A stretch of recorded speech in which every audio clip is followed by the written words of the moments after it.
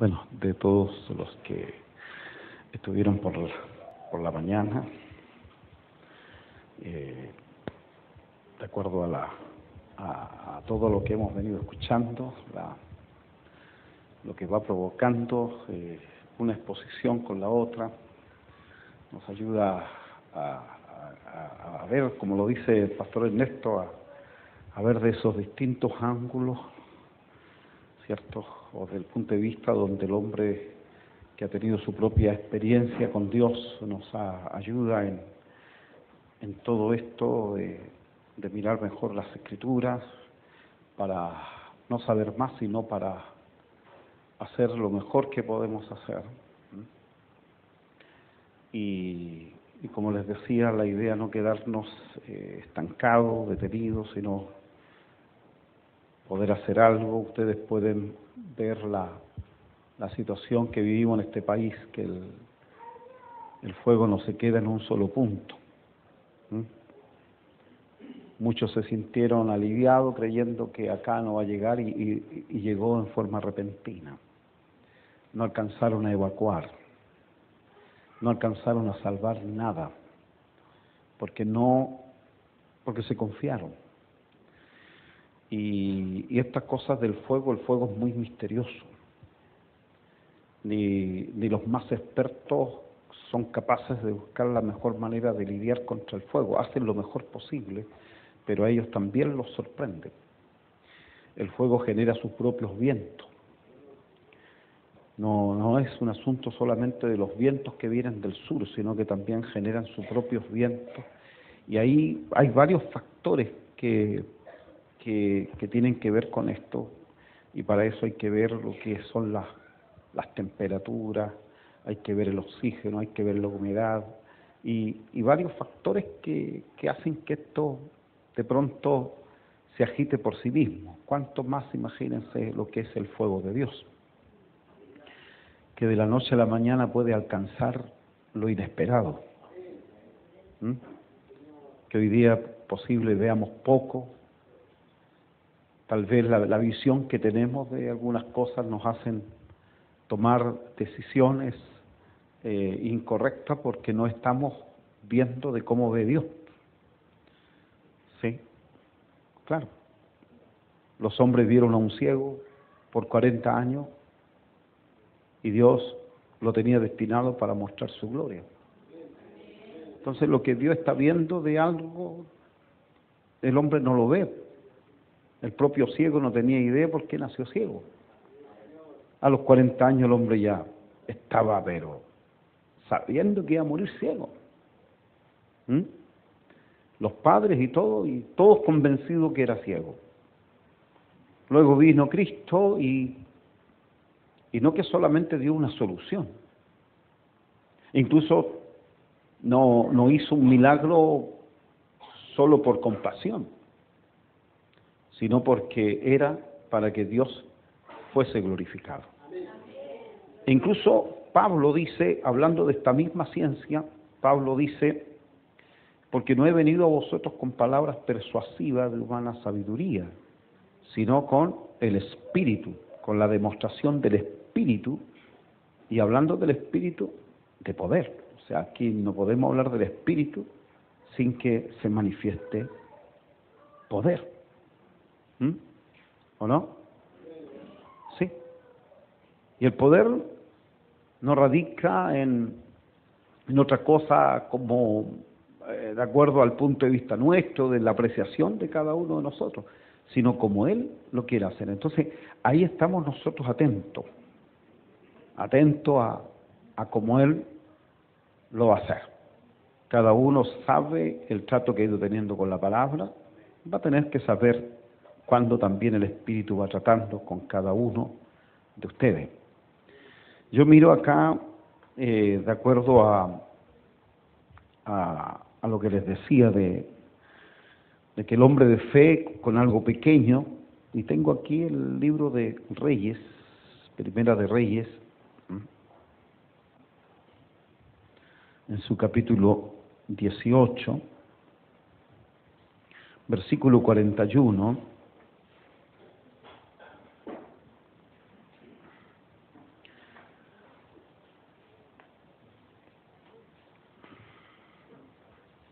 Estoy sujeto a compartir la palabra de acuerdo a las oraciones hechas en este lugar. Así que leemos conforme la versión 60, dice así: entonces Elías dijo a Acab, Acab es el rey, sube y bebe, porque una lluvia grande se oye. Acab subió a comer y a beber, y Elías subió a la cumbre del Carmelo y postrándose en tierra, puso su rostro entre las rodillas y dijo a su criado: sube ahora y mira hacia el mar. Y él subió y miró y dijo: no hay nada. Y él le volvió a decir: vuelve 7 veces. A la 7ª vez dijo: yo veo una pequeña nube como la palma de la mano de un hombre que sube del mar. Y él dijo: ve y di a Acab: unce tu carro y desciende, para que la lluvia no te ataje. Y aconteció, estando en esto, que los cielos se oscurecieron con nubes y viento, y hubo una gran lluvia, y subiendo Acab vino a Jezreel. Incluso después dice: y la mano del Señor estuvo sobre Elías, el cual ciñó sus lomos y corrió delante de Acab hasta llegar a Jezreel. O sea, ambos corrieron, no tan solo el rey, sino también Elías. Pero lo que quiero decirles es que la fe de este Elías, un hombre de fe, se adelanta a advertir antes que las cosas se vean. Y él dice: oigo, él oye, él escucha. Y él se atreve a advertir al rey que coma, que beba, porque ya pronto va a venir una gran lluvia. ¿Sí? Incluso uno ha visto la intercesión porque sobre este país caiga una gran lluvia que vaya que se necesita, pero al contrario, han sido peor las calores. Han llegado, el récord que tenemos ahora en Chile, en ciertas zonas, han sido 45 grados. Demasiado alta. Lo que se necesita es lluvia y no calor, pues la calor pareciera que empeora la cosa. Pero, y el pastor Ernesto dijo, y acá también estamos rodeados, y eso es cierto. Ahora recién me puse a pensar que tenemos cualquier bosque aquí, pues. Incluso dijo: hay que huir de los bosques. ¿Cómo es que fue que dijo? Hay que apartarse de los bosques. Bosque pecaste, bosque mentís, bosque robáis. ¿De cuáles bosques hay que huir? ¿De cuáles bosques hay que apartarse? Bosque andáis, ¿cierto?, enfermo, bosque andáis, y así, pues, andan en distintas, hay que apartarse de los bosques. Encienden unos, se queman los bosques, pues. Son incendios peligrosos. Señor. Una pequeña nube que incluso está hecha canción. Y bonita la canción, la hemos cantado muchas veces. Pero aquí uno, al observar a Elías con algo tan pequeño, que incluso ni siquiera él observó, ni siquiera fueron sus ojos, él se postró en tierra, se puso a orar, y le mandó al siervo, al criado. Él fue a mirar, le dijo: ve y mira hacia el mar, y dime lo que ves. No veo nada. Y él le dijo: ve 7 veces. ¿Para qué son esas 7 veces? ¿Sabes? No le encontramos sentido que tenga que ir 7 veces el siervo.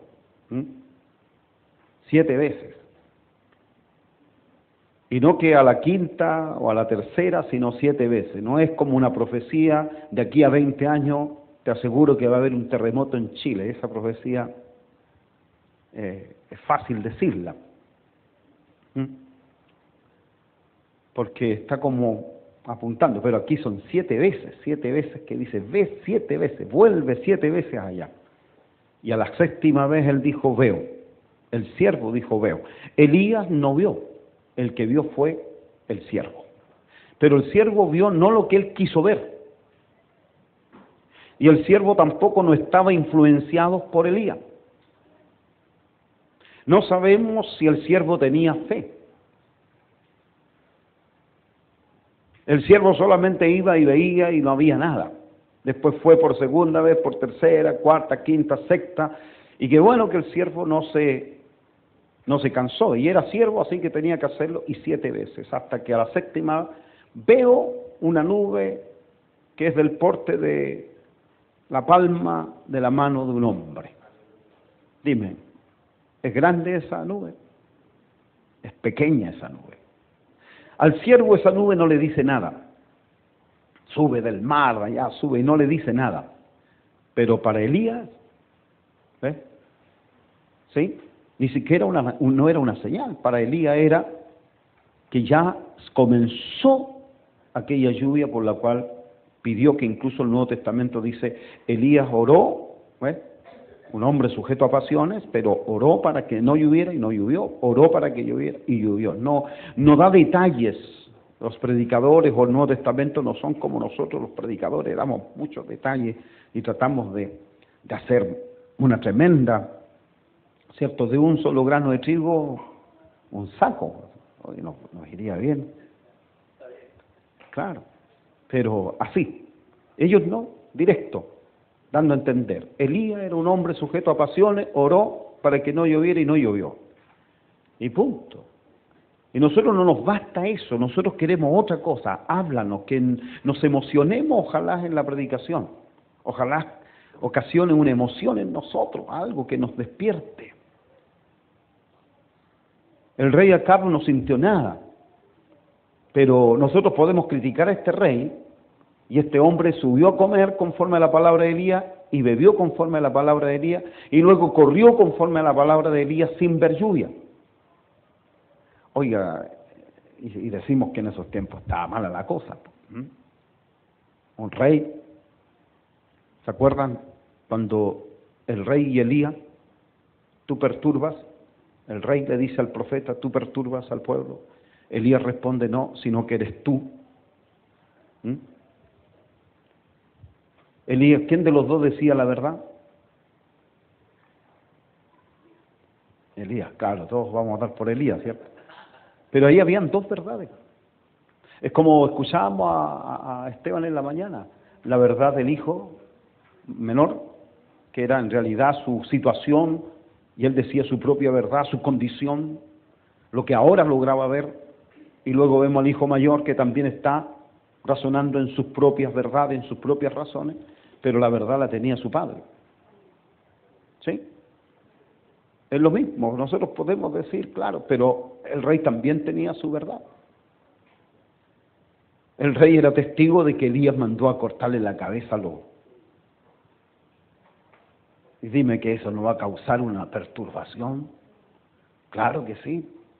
La gente está creyendo en Baal. Estamos en un momento en que ellos estaban claudicando en dos pensamientos. Ellos tenían una doble vida.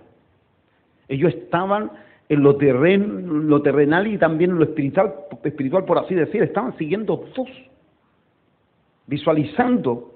Se sentían bien, nunca se sintieron incómodos con estar en la práctica, ¿cierto?, de esa doble vida que estaban teniendo no en la búsqueda de Dios, sino en la búsqueda de sus propias satisfacciones, que Dios los satisfacía. Hasta que llega Elías y los desafía. Si Balaam es Dios, servirle. ¿Qué problema hay? Y si el Señor, Jehová o Yahvé es Dios, servirle a Él. Entonces, pero la decisión no la iban a tomar sin una demostración del poder de Dios. Nosotros a veces nos quedamos así, oye, mira, si esto sigue para allá o sigue para acá. Nosotros hoy día tomamos una decisión solo sin tener que ver que aquel hombre que plantea ese desafío, como muchos pretenden hacerlo de esa manera, un desafío tal, pero Elías dijo, el Dios que responda con fuego. ¿Sí? ¿No fue así? Y los otros no pudieron hacer llover fuego, pero Elías sí. Y una vez que estuvo la demostración de poder, ahí invita a todos a servir y sin tener ninguna problemática mandó a decapitar a todos los otros falsos que estaban allí seduciendo, guiando al pueblo de Israel. Y esto no bastó solamente, sino que sigue Elías haciendo muchas cosas y ahora hace esta otra hazaña que el rey incluso llegó donde Jezabel, y Jezabel ni siquiera se impresionó con el rey Acaz cuando le dijo, oye, Elías hizo esto. Mandó incluso a matar a los falsos profetas y sacerdotes, pero también hizo llover. Jezabel no quedó impresionada, sino al contrario, manda de inmediatamente una carta, un aviso a Elías. Esto me hagan mis dioses y yo de aquí a... porque quería la cabeza de Elías. ¿Sí? ¿Dice así la palabra? Querían la cabeza de Elías. Y Elías, vuelvo a insistir, si Dios está haciendo algo, yo creo que los días de Elías están también con nosotros. Y no por hablar del profeta Elías específicamente, sino para decir que necesitamos estar como una iglesia apercibida de ese siervo apacible y delicado, que en cualquier momento nos va a alinear a todos. En cualquier momento el Espíritu Santo va a hacer algo con nosotros, porque si estamos diciendo estamos pronto, o lo que escuchamos en la mañana con bastante reflexión acerca de que lo que impide, incluso dice, ya fue quitado, dice, duele un poquito saber que ya como que hasta la iglesia no tiene esa resistencia, cuando todos nosotros diríamos que no, y queremos decir que no. Pero para eso tenemos que tener una mayor manifestación, donde Dios vea que tú renunciaste. Vamos a seguir con la misma, Carlito, que tú renunciaste, que tú saliste, y que Dios va a estar contigo porque le creíste. Dios se agrada de aquellos que le creen. Dios galardonea a los que le buscan. No es tan solo un asunto de búsqueda, o sea, no es un asunto solamente de creer, sino que también un asunto de hacer, de buscarle. ¿Y con qué propósito nosotros le buscamos? ¿Con qué propósito? Entonces estamos conscientes del estado en el que nosotros estamos, conscientes del estado en que está la gente allá afuera, consciente de las leyes, como repetía nuestro hermano Guillermo aquí al hablar y nos cita, ¿cierto?, la situación que vivimos y que nosotros no debiéramos de tener delante. Conversábamos ahí en ese break con respecto a los temores, por ejemplo, con lo que todos nosotros estamos, con temores con los hijos, temores con la juventud, temores con los muchachos, con los adolescentes, temores y poca confianza cuando la palabra dice instruye al niño desde su niñez, y no se apartará cuando fuere viejo. ¿De qué no se va a apartar? De lo que le enseñaste. Nosotros, si tuviéramos esa cultura que tienen en otro lugar como los judíos, que el niño a los 12 años ya es hijo de la ley y que ya es responsable ante la ley, pero es responsable ante lo que sabe, ante lo que fue intuido. Nosotros nos damos tiempo para la familia, hay que tener tiempo para la familia, pero ¿qué haces con la familia? ¿Qué hacemos con la familia? Nos van a dar consejos y darle más tiempo a la familia. ¿Y a dónde quieres meter a la familia si ya la familia entera ya sabe y debiera de saber para dónde vamos? ¿Para dónde vamos con toda la familia? Entonces, el tiempo que tenemos que darnos con nuestros hijos es instruirlo constantemente, instruirlo, enseñarlo, doctrinarlo, disciplinarlos, constantemente con amonestación del Señor, para que estos no se aparten, no estorbarles con lo nuestro. Nuestros hijos se estorban, se ensucian al ver las conductas de sus propios padres, las quejas de sus propios padres. Los hijos terminan siendo contaminados.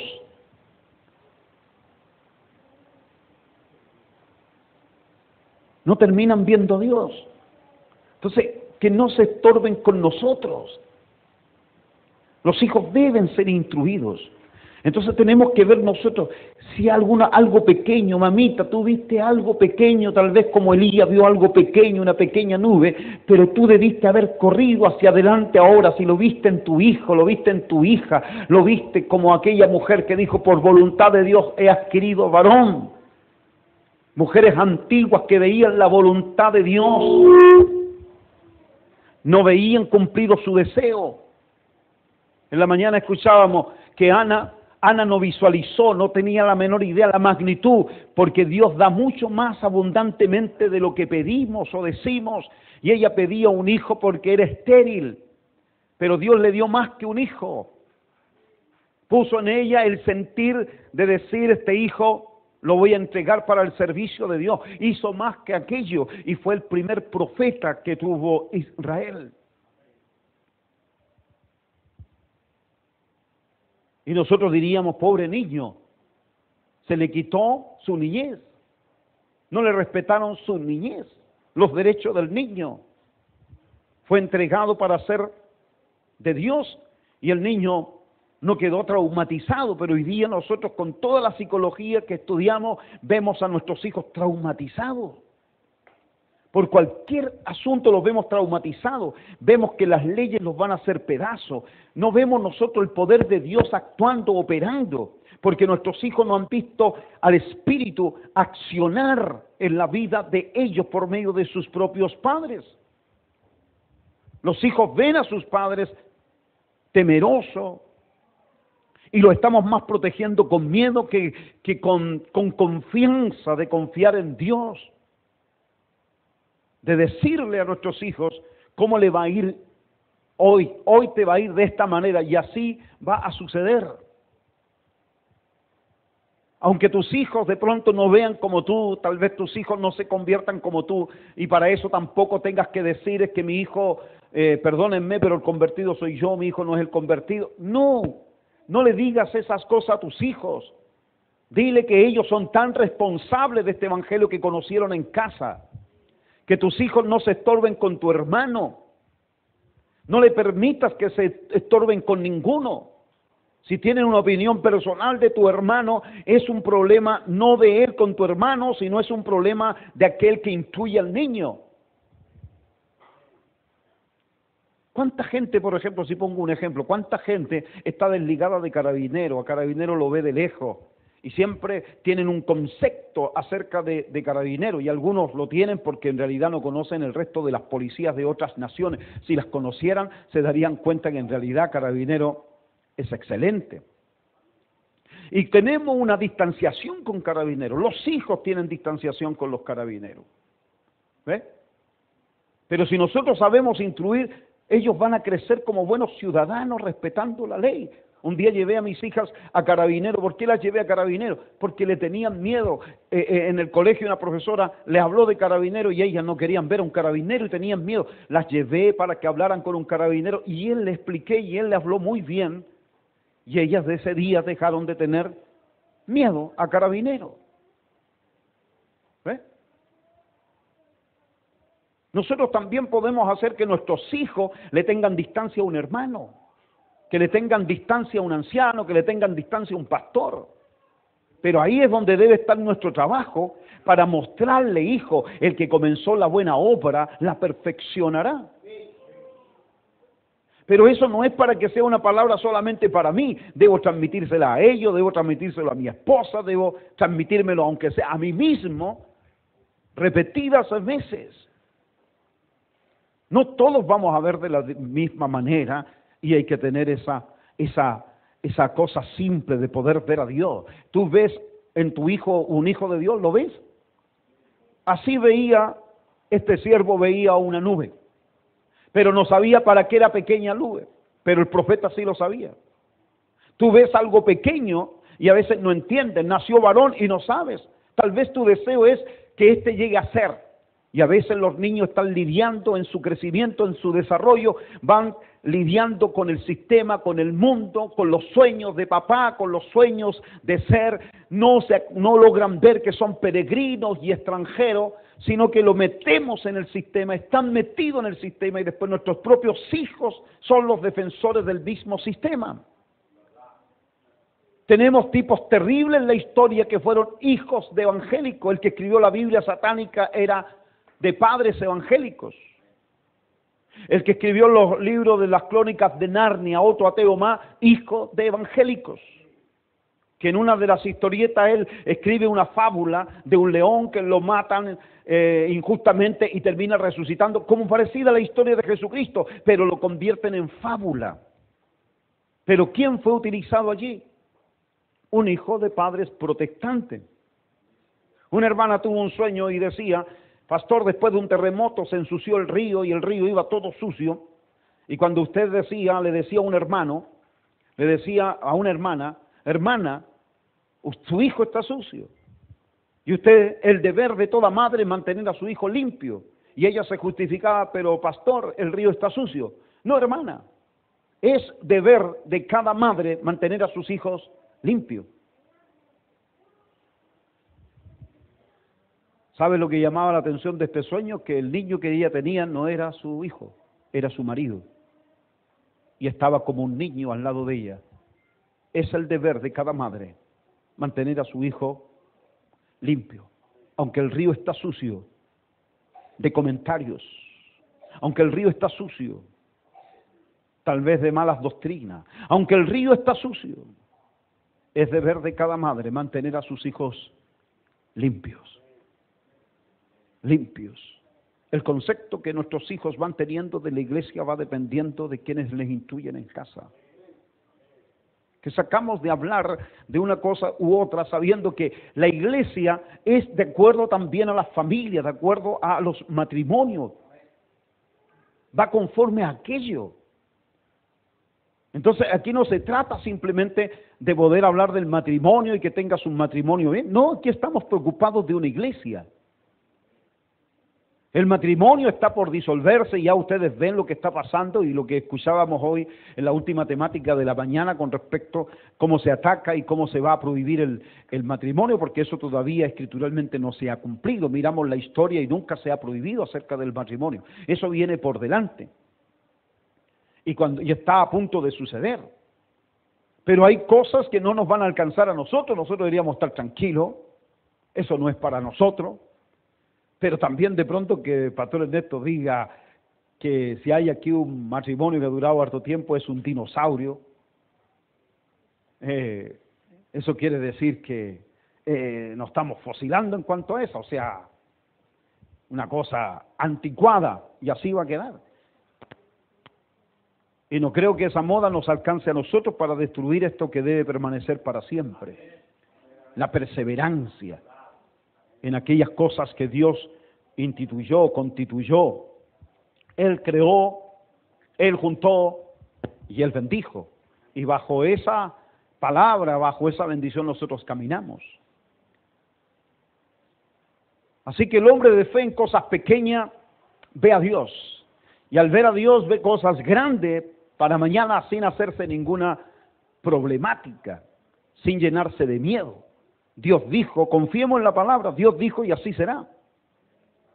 Dígame que Apocalipsis nos dice que hay una iglesia masivamente marchando con vestiduras blancas hacia la gloria. ¿Lo hay o no lo hay? ¿Está escrito eso o no está escrito? Eso es lo que va a suceder. Dígame que en la iglesia de Apocalipsis, la última iglesia que parece la peor de las iglesias, así tan tibia, tan claudicante, tan arrogante de la manera en que está descrita, dígame que el maestro no está a la puerta y llama. Ahí está el maestro, como en Cantares que está ahí en la ventana y golpeando la puerta, llamando a su amada. Me he desnudado, dice, porque es la hora del amor, él vino a esa hora y dice la palabra, yo dormía, pero mi corazón velaba. Es la voz de mi amado que llama. Ella está dormida, pero su corazón vela y si el amado se acercó a esa puerta es porque había una lámpara encendida dentro de esa casa. Así también si el maestro en la iglesia de la Odisea se acerca, es porque la luz está encendida. Eso nos dice algo para esta última hora, aunque estemos en el último momento, en el más terrible de los momentos de la iglesia, pero hay una lámpara encendida. Y hay un clamor, se va a escuchar un clamor, y ahí el esposo salir a recibirle. Ni siquiera dice novio, dice esposo. ¿Cierto?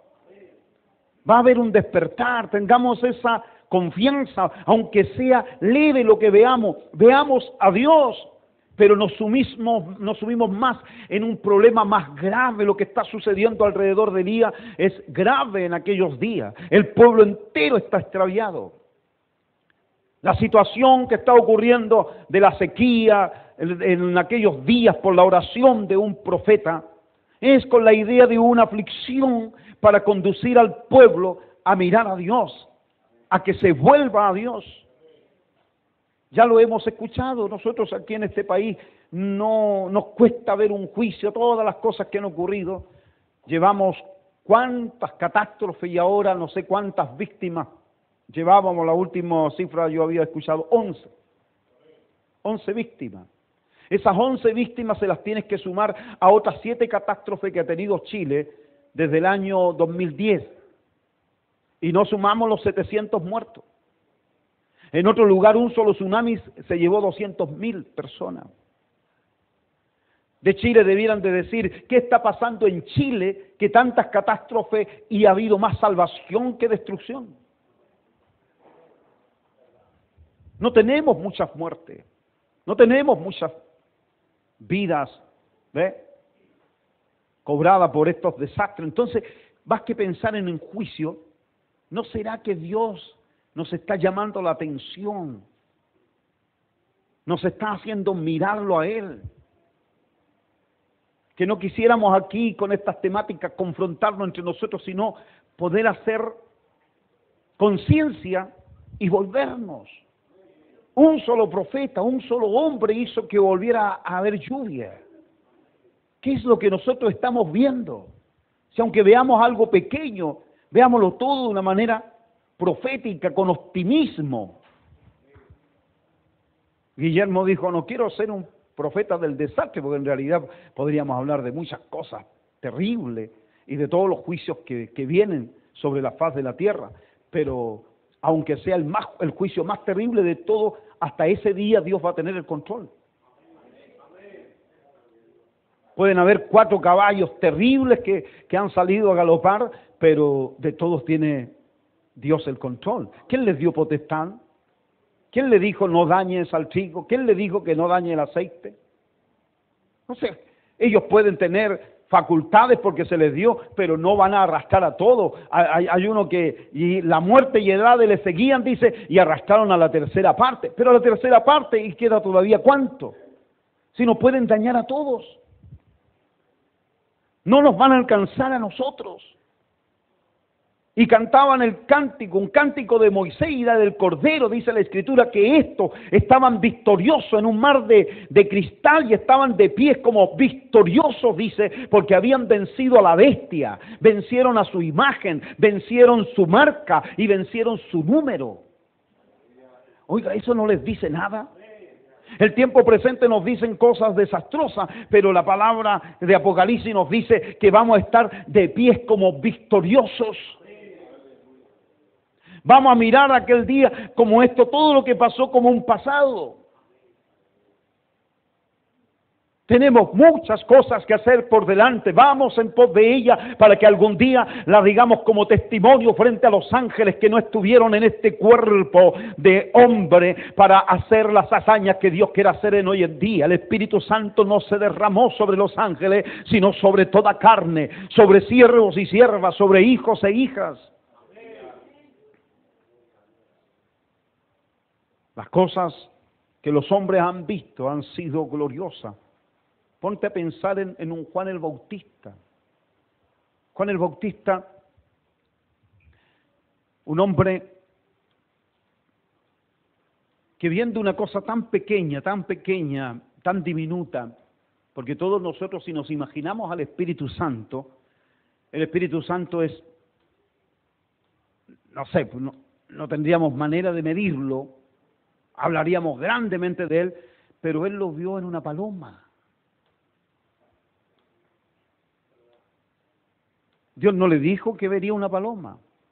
Le dijo, sobre quien veas descender el Espíritu y que posa sobre él. Ese es el que bautiza con Espíritu Santo y fuego. Es el enviado, ese es el que yo te señalé. Y ahí está bautizando Juan. Y Juan está consciente que su bautismo es bautismo de arrepentimiento. Bautismo en agua, arrepentimiento. El llamado es arrepiéntanse. Y el que se arrepiente viene al bautismo. Y de pronto aparece un hombre común ahí, igual que todos los demás, que incluso él mismo lo conoce. Él sabe quién es. El hijo de María es mi primo, dice él. Y él vio al primo Jesús. ¿Sí? Incluso él dice, y luego dice, y yo no le conocía, pero ¿cómo sabía que era el primo? Y yo no le conocía. La Escritura dice que todo aquel que ve al Hijo y cree en Él. Él antes vio a su primo Jesús, pero ahora él no le conocía que era el Mesías. Nunca vio el Espíritu en Jesús. Tal vez hasta caminaron como niños, jugaron como niños, y nunca en Jesús vio el Espíritu. Por lo tanto, era su primo. Apartado él para ser profeta, no sabía lo que sería su primo, pero de pronto ahí dice, yo no le conocía. Pero ¿cuándo le conoció? Cuando vino sobre él el Espíritu en forma corporal de paloma. Pero él le vio entrar al río. Y si él entra al río, ¿a qué está entrando al río Jesús? A decirle, yo te mando, tú estás sujeto a mí. Entró al río a bautizarse. Y Juan sabe que el que se bautiza necesita de arrepentimiento. Y si Él es el Mesías, ¿cómo puede estar arrepintiéndose? Y la Escritura dice, y fue manifestado en carne, fue justificado en el Espíritu. Cristo fue justificado en el Espíritu. ¿Sabía usted que cuando el Espíritu Santo se acerca a un hombre lo redarguye de pecado? Y cuando el Espíritu Santo vino sobre Jesús, no fue redarguido de pecado, porque en Él no había pecado. Por lo tanto, lo que Juan estaba viendo más que una simple paloma, estaba viendo más que un primo, más que a un hombre como profeta. Él estaba viendo una magnitud, algo pero que era demasiado para él, al grado que él renuncia, por así decir, a su apostolado para decir, tú me debes bautizar a mí. Él terminó como si hasta aquí llegó mi ministerio. Yo no bautizo de aquí a nadie más en adelante, porque ahora este es el que le corresponde bautizar. Y la Escritura dice que él empezó a bautizar y los discípulos, oye, de quien tú diste testimonio, bautiza. Aunque Jesús no era el que bautizaba, sino sus discípulos. Y Juan da testimonio, el que viene de arriba. Pero él sabía que venía de María, él sabía que era su primo, pero empieza a hablar del que viene de arriba. ¿Qué es lo que vio él por haber visto algo tan pequeño? Lo que él vio lo creyó, y luego cuando los discípulos de él, de Juan, empiezan a preguntar cosas, él le dijo, mira, vayan y pregúntenle a él, a Jesús, ¿eras tú el que había de venir o esperaremos algún otro? Así que fueron los discípulos. El maestro Juan nos manda a decir si eres tú el que habías de venir o esperaremos algún otro. Y Jesús de inmediato levantó un paralítico frente a los ojos de ellos, sanó a un sordo, sanó a un mudo, le dio la vista a un ciego, levantó a un muerto, le predicó a los pobres el Evangelio y le dijo, vayan y díganle a Juan que los ciegos ven, los mudos hablan, los sordos oyen, los paralíticos caminan, los muertos son resucitados, y a los pobres les predico el Evangelio. Y corrieron a decirle, Juan, vimos esto, vimos muertos resucitar, vimos paralíticos caminar, vimos mudos hablar, hemos visto ciegos ver. Pero lo que menos vieron fue al Mesías. No todos los discípulos de Juan siguieron a Jesús.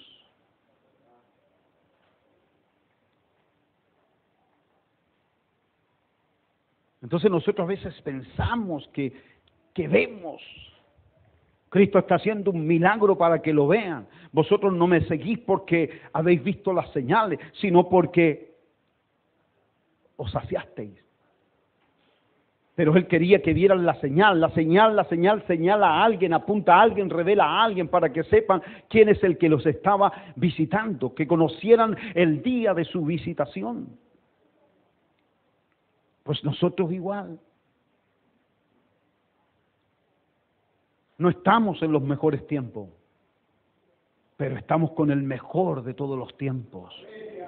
No estamos bajo la voz profética de Juan, no estamos bajo la voz profética de Isaías, no estamos bajo la voz profética de Elías, estamos bajo la voz del Hijo del Hombre, estamos con la voz de aquel que dijo que no nos dejaría huérfanos, estamos con aquel que nos dijo que enviaría el Espíritu Santo, no que enviaría el Espíritu de Elías. Nosotros no estamos esperando a un superprofeta, no estamos esperando el Espíritu de Elías, nosotros estamos siendo guiados por el Espíritu de Dios, estamos en el tiempo de la gloria postrera que fue mayor que la primera, no estamos nosotros con el espíritu que estorbó a los sacerdotes en el tiempo de Salomón, cuando el templo se llenó de la gloria. Ese templo fue destruido y aunque fue reconstruido, el profeta Ageo dijo: la gloria postrera de esta casa será mayor que la primera. Nunca más el templo se llenó de esa presencia del Espíritu. Pero los días del aposento alto, cuando el Hijo de David, que es Cristo, construyó la iglesia con piedras vivas, 120 hombres allí encerrados, recibieron del Espíritu Santo hasta el día de hoy.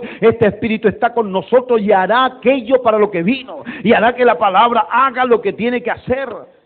La Escritura dice que la venida de Cristo será como aquel relámpago que comenzó desde del oriente y se muestra hasta el occidente. Así será la venida del Hijo del Hombre, y desde allá, desde Jerusalén, ha recorrido el Espíritu Santo causando avivamiento, y ahora estamos en el fin del mundo, y tal vez, como lo dijimos allá no recuerdo el año 1998 en Santiago, nos dirán la tierra del fuego, porque este Chile, que se parece a una espada, en su punta y abajo termina con el nombre de la tierra del fuego. En el año 1998 les dije: nos llamarán la tierra del fuego, porque esta espada estará encendida. No puedo dejar pasar, sean atentados, lo que sea, pero Chile lo está mirando todo el mundo. Los están mirando satelitalmente.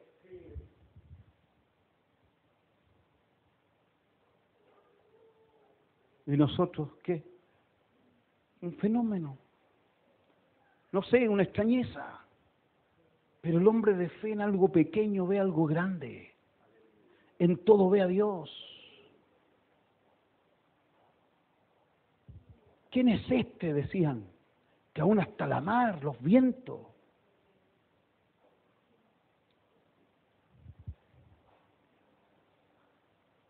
En algo pequeño. El hombre de fe con algo pequeño sabe para dónde ir. Un día desperté con una canción. Estaba allá en la precordillera, en Temuco, y desperté cantando: me redimió, me redimió. Eso nada más. Repetía una y otra vez. Yo dije: esa canción nunca la he cantado en mi vida. Nunca la he escuchado. Pero la melodía la conozco, dije. Es de Siloé esa canción. El Señor quiere que vaya a Siloé. Me dije a los hermanos: nos vamos a Siloé. Y nos fuimos a Siloé. Y no hemos dejado de ir a Siloé. ¿Cómo en algo pequeño no lograr ver que Dios te está? Como a Pablo le apareció un macedonio. Y todo teólogo, cuando estudia, habla del macedonio y tratan de ver quién es el macedonio de hoy y nos explica. Y cuando Dios nos está hablando no entendemos nada. Tenemos sueños y nos vamos en pos de los sueños. Vemos cosas pequeñas y no vemos a Dios. Queremos que Dios nos hable y nos habla a gritos a veces. Y no logramos entender porque estamos distraídos.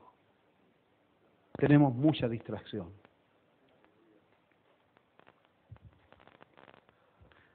Le decía un día a los hermanos, La razón por la cual este país temblará y habrá un terremoto, después del 2010 va a haber otro terremoto, es por la conducta nuestra, nuestra responsabilidad. Lo dije en Punta Lavapiés, después lo dije en la radio, incluso hicimos un programa especial ese día en la radio para decir estas cosas, que si ha de venir un terremoto es por causa nuestra. Luego preparé viaje para el norte y con los que fuimos 4 en una camioneta, compremos agua, compremos palta, compremos todo esto y le dije, no nos detengamos y apresura la marcha para que el terremoto no nos sorprenda en el desierto.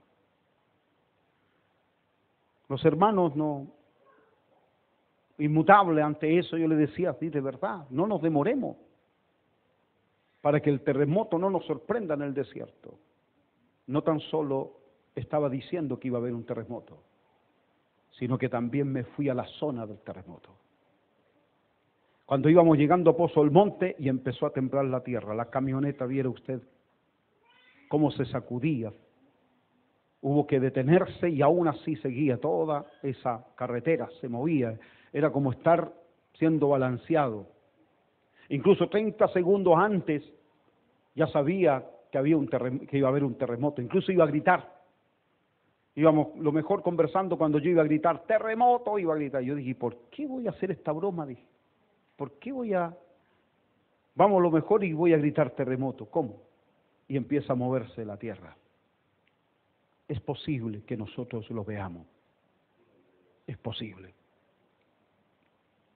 Es posible. Pero hoy en día, al convertirnos en una iglesia social, en una iglesia que quiere darle más tiempo a la familia, nos estamos olvidando de darle más tiempo a Dios. Los pentecostales, por la mañana escuela dominical, por la tarde la predicación en la calle y por la noche la reunión. Y los hijos convertidos y profesionales. Yo le decía a Víctor ahí adentro, oye, ¿no será que ahora vemos tanto pentecostal, tan bendecido? Porque en su tiempo esa denominación lo dio todo. Lo dejó todo en la calle. No tuvieron tiempo de reparar sus zapatos o de comprarse ropa nueva, solapas rotas. Como una vez recuerdo aquella vez en Santiago, en Nataniel, cuando el pastor Ernesto Silva, con solo decirnos en honrar a aquellos viejos pentecostales, expatriados del cielo y de la tierra,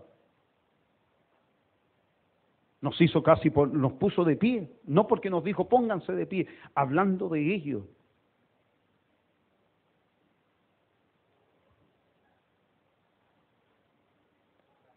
Me pregunto a veces lo que esos viejos vieron, ¿por qué no lo vemos nosotros? Y tal vez ellos no lo van a volver a hacer. Y Dios está esperando que otros, pero como nosotros nos hemos dado otros nombres y otros apellidos, y nosotros creemos que esto comienza con nosotros, conmigo, no, tú y yo somos la respuesta de esos viejos que murieron orando porque Dios hiciera algo en este país. Y tal vez Dios está haciendo memoria de las oraciones de esos que murieron. Oraciones que tú nunca escuchaste. Yo nunca escuché las oraciones.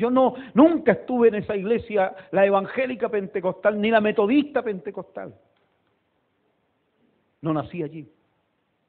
Pero siempre pienso que somos la respuesta de las oraciones de esos viejos.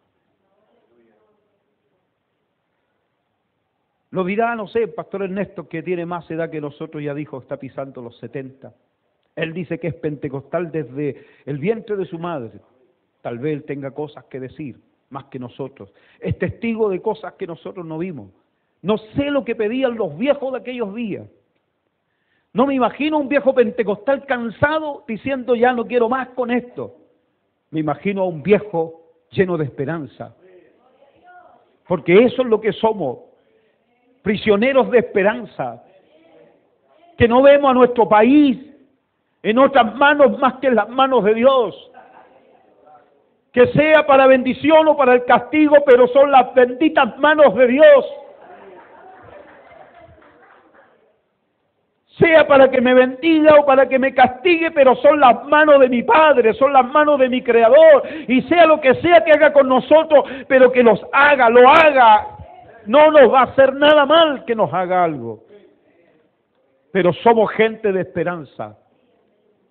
Y quisiera saber, me gustaría saber, si aquellos viejos se despidieron de este país con la esperanza de verlo avivado otra vez.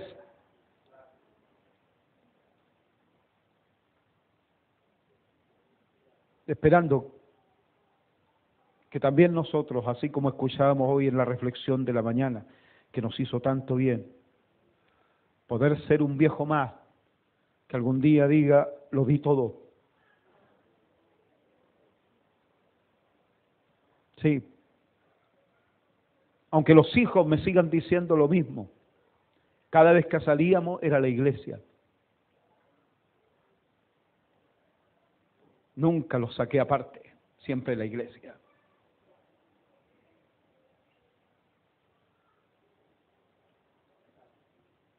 Sé que no terminarán traumatizados. Sé que no le estoy haciendo ningún daño. ¿Quieres darle más tiempo a la familia? Dale tiempo a la familia. Ve tú. Convierte a la iglesia, conviértela en una sede social. Conviértela en eso. Pero si alguien quiere seguir el camino del profeta, renuncia, déjalo todo.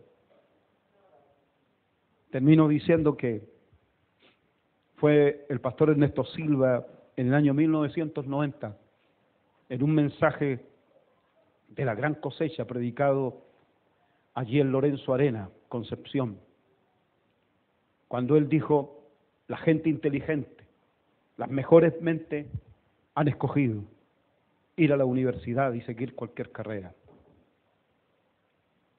Y los que no sirven para la universidad terminaron siendo pastores. ¿Quién escoge a Dios? Y ese día decidí tomar esa decisión. Y hasta el día de hoy he estado en esa decisión de seguir a Cristo, de servirle.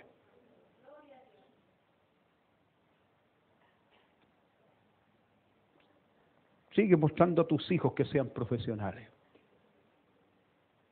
Y si dejamos lo peor para Dios, a Dios no se hace problema con un don nadie. Porque ya sabes lo que puede hacer Dios con un don nadie.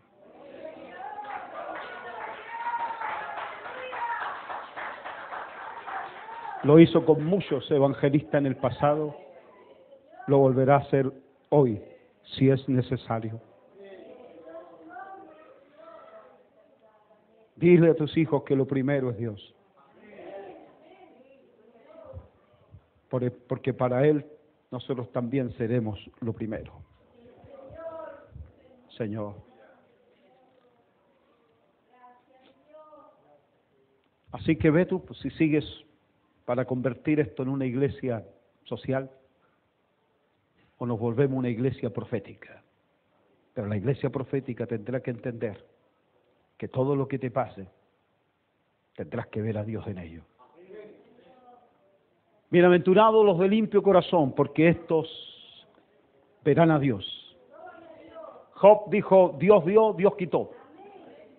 Dios da bienes como también males. Eso es estar limpio de corazón para ver siempre a Dios en todo. Pastor Carlos, por favor.